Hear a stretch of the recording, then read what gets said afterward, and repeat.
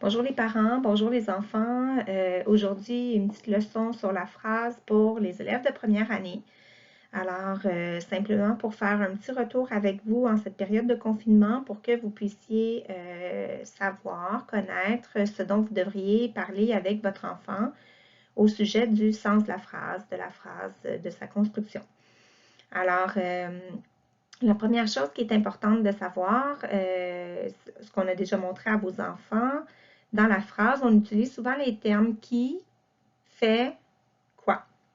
Alors, on va demander à votre enfant de trouver un qui pour sa phrase. Par exemple, le chien fait. Donc, on trouve un fait, puis quand on explique à votre enfant le fait, on lui dit que c'est un mot d'action. C'est souvent un mot qui fait bouger, à quelques exceptions près. Donc, parle, joue, crie, chante, mange, chasse, dort, appelle, pleure, rit. Alors, tous ces mots-là, ce sont des mots d'action, ce sont des verbes. Alors, le fait correspond au verbe. Par exemple, le chien jappe. Et ensuite, on va ajouter à la dernière partie le quoi. Donc, le quoi, lorsqu'on est en première année, on va parler sans distinction du quoi. Ça peut être quand, où, comment. Donc, par exemple, le chien jappe quand? La nuit. Mais nous, en première année, on va toujours appeler ça le quoi. Le chien jappe fort, mais ça pourrait être le comment, qui vient toujours dans la section du quoi.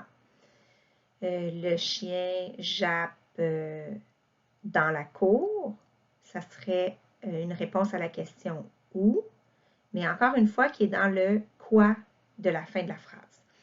Alors, dans la construction de la phrase, il y a toujours le qui, donc quel est le personnage, la personne, l'animal, l'objet.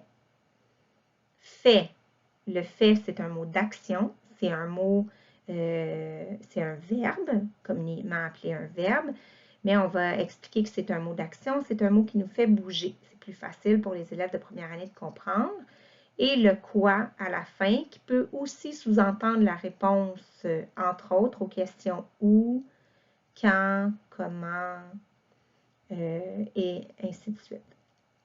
Alors, voici, c'était la petite leçon sur la phrase. Alors, je vous invite avec votre enfant à faire différentes phrases et ensuite, dans un second temps, bien, vous pourrez amener votre enfant à bonifier sa phrase. Peut-être qu'il est déjà habile à faire des phrases. Donc, vous pouvez l'amener à bonifier sa phrase en ajoutant des adjectifs. Donc, je tiens à préciser que les adjectifs, c'est quelque chose qui est abordé en deuxième année et que dans le cas ici aussi, on s'attendra à ce que l'accord de l'adjectif soit travaillé plus précisément en deuxième année. Donc, nous, au niveau de la première année, ce qu'on souhaite dans la construction de la phrase, c'est que votre enfant soit capable de mettre la lettre majuscule au début de sa phrase. Donc, le premier mot qui compose sa phrase devrait avoir sa première lettre en majuscule. On veut que l'enfant soit capable de mettre un point à la fin de sa phrase aussi. Et on veut aussi que l'enfant soit capable de mettre un espace entre les mots. Alors, voilà, souvent, les élèves en première année ont de la difficulté à mettre un espace entre les mots. Ils ne sauront pas trop qu'est-ce que c'est un mot versus la phrase, deux mots, parce que c'est sûr que lorsqu'on est à l'oral, on ne fait pas la distinction lorsque nous parlons, on ne prend pas une pause entre chaque mot.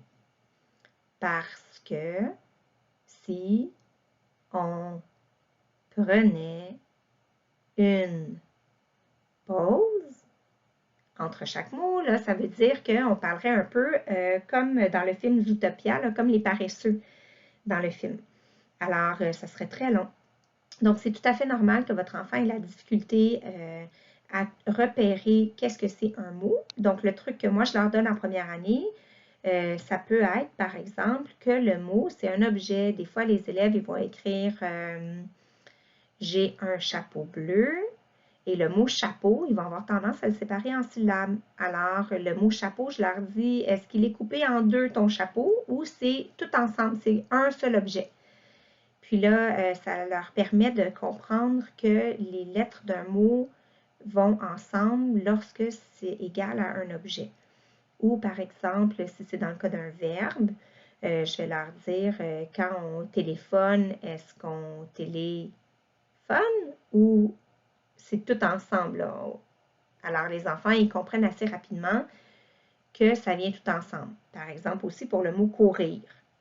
Alors là, ils comprennent que ça, c'est l'action qui est de courir et que les lettres vont aller tout ensemble, qu'on ne pourra pas séparer le mot en syllabes avec un doigt d'espace, que les syllabes vont se coller. Alors, vous voyez, il y a plusieurs petites particularités comme ça quand on apprend l'écriture, quand on se peaufine. Il faut se souvenir qu'on va apprendre à écrire pendant une douzaine d'années avant de devenir des experts. Donc, des fois, on a des exigences assez élevées. Je vous rappelle aussi, en première année, c'est vraiment, vraiment important que votre enfant soit capable d'écrire au son. Donc, s'il écrit le mot chapeau, C-H-A-P-O, vous voulez lui dire qu'effectivement, il a mis tous les bons sons. Puis, vous pouvez après ça lui montrer un petit truc. Par exemple, le mot chapeau, ça s'écrit E-A-U, le son O à la fin, parce que ça nous protège de l'eau qui nous tombe sur la tête lorsqu'il pleut. Alors, en donnant des petits trucs comme ça à votre enfant, ça va faire en sorte qu'il va se souvenir que le mot chapeau, le son O à la fin, ça va être les lettres E à U qui vont composer le son O. Alors, j'espère que je vous ai donné des pistes de solutions, des pistes de réflexion pour aider votre enfant dans la construction d'une phrase. Alors, si vous voulez, vous pouvez demander à votre enfant de m'envoyer des phrases sur le groupe que nous avons sur Facebook. Ça va me faire plaisir de vérifier ces phrases puis de l'aider à les bonifier. À bientôt!